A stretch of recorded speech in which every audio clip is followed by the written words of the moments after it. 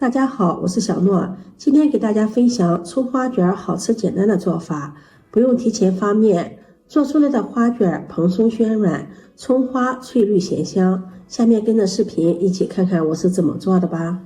首先在碗中加入300克30度左右的溫水，往裡面加入5克酵母，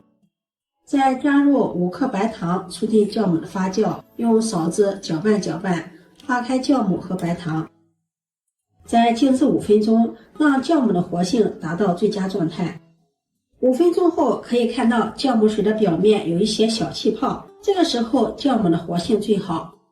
再準備500克的普通麵粉，用化好的酵母水和面，邊倒邊攪拌，這樣發出來的麵既快又均勻。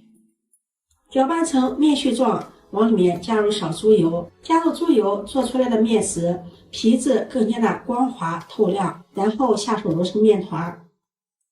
揉成一個偏軟的面团。做花卷的面团要和的稍微偏軟一些，這樣蒸出來的花卷才會更加的蓬鬆暄軟。把揉好的面团移到面板上，再好好的揉一揉，把面团揉匀揉透，這樣做的花卷吃起來也是更加的筋道，層次也是更豐富。把面团揉得光滑細膩，再放到面粉中，蓋上蓋子鬆弛5分鐘。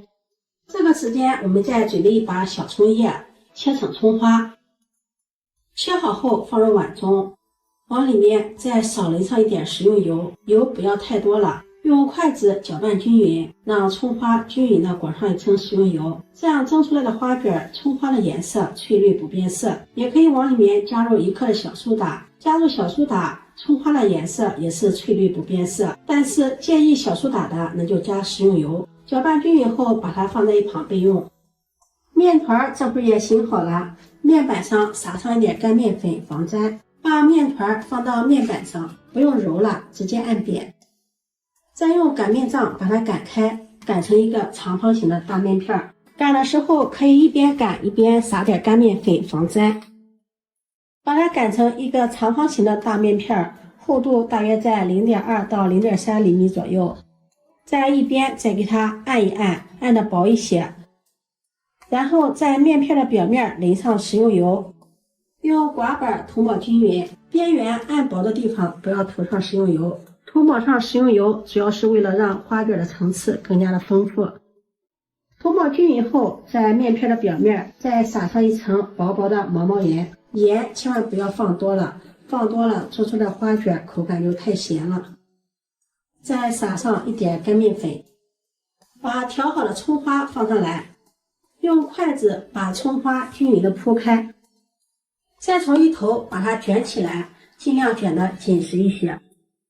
收尾處放在底部，再把它稍微的整理一下，從中間切開，再切成2到3厘米寬的小面劑，取一個面劑，用筷子壓一下，然後拿起來，筷子放在底部，把它捲起來，像這個樣子，再壓一下，取出筷子，這樣一個花卷生坯就做好了。沒看清楚的再示範一遍，取一個面劑，筷子壓一下，取下筷子，筷子放在面劑底部，把它捲起來，壓一下，取下筷子，這樣花卷生坯就做好了。按照這個手法把所有的花卷生坯全部做好。做好後擺放到蒸屉裡，蒸屉裡提前鋪上防粘的硅膠墊，然後放到溫水鍋上，蓋上蓋子醒發20分鐘。